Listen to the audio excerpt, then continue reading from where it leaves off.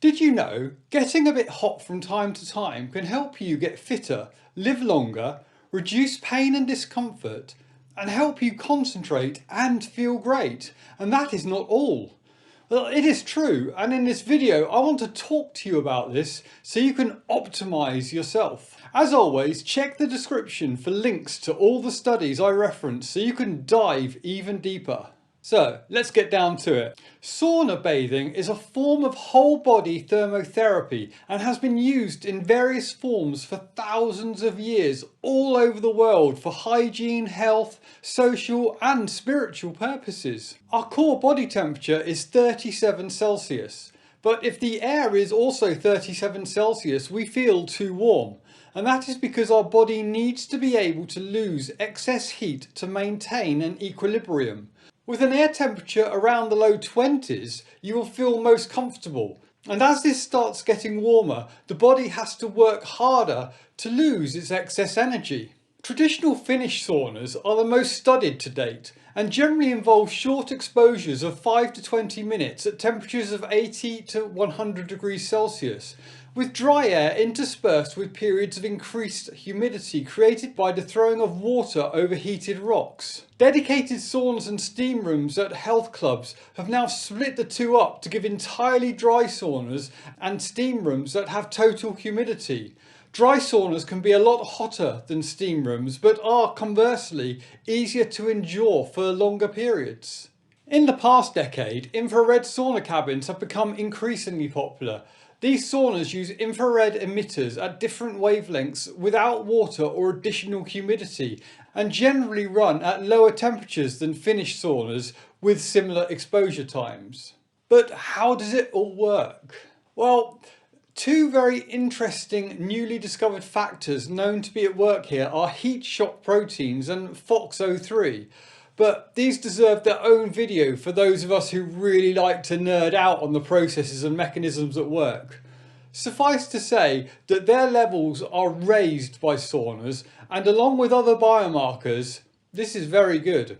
Some of the other mechanisms it is believed it uses and the benefits it confers are the release of dynorphin to cool the body down, causing the body to create more receptors, sensitizing the body to endorphin, which raises mood and reduces depression and ADHD. Improvements in cardiovascular health, possibly by elevating the heart rate, much in the same way as you do with steady state cardio. Increases in longevity expectation and reduced all-cause mortality death rate. There is an increase in blood plasma levels.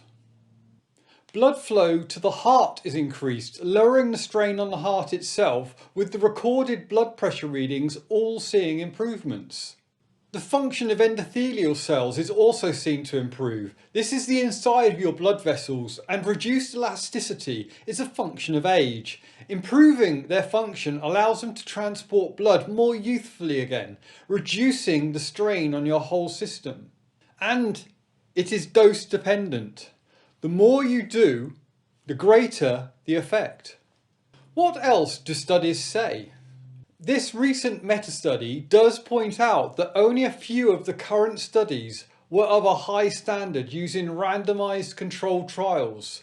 However, it should also be noted that these types of studies are not easy to maintain over long time periods, such as the decades covered by this next Finnish study.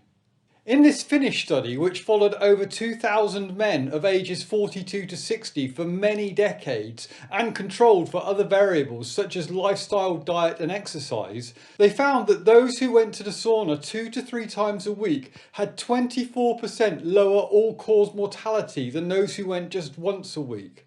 And those who went 4 to 7 times a week had 40% lower death rates.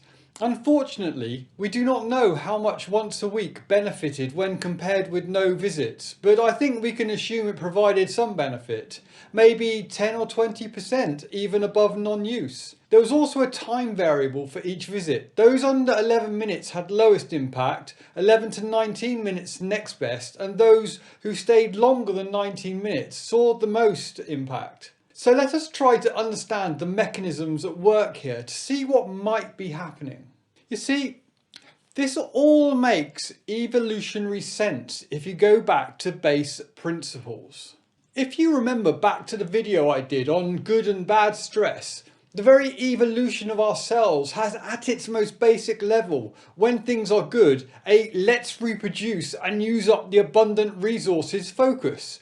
But when stresses are felt, the body essentially stops the party and triggers signals for processes to switch from reproduction to make do and mend, as hard times may be on the horizon. This is where heat shock proteins and FOXO3 that I mentioned earlier, and which we will get to in their own video, come in.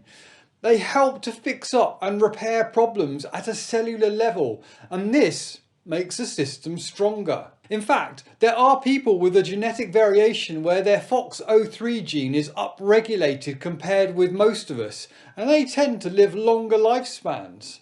On top of all else, it could also be like taking time out for a meditation, stepping back from things that are vying constantly for our attention, and for half an hour or more, having time to just be, with no expectation except to sit and relax and forget the stresses and strains of the world outside. I know when I sauna, I am not sitting there worrying about the outside world in the slightest. It is just me time. Personally, I sauna every day for 15 to 30 minutes a time. I do it after exercise and take a cup of tea in. See, hot tea just helps raise the body's internal temperature a little bit higher, and it's a good excuse to sit with a cup of tea. So, are you going to get a little bit hot and sweaty now? How about clicking here and watching this video I did on good and bad stress? Or if you've seen that one, why not try this one instead? So, until next time, thank you for dropping by.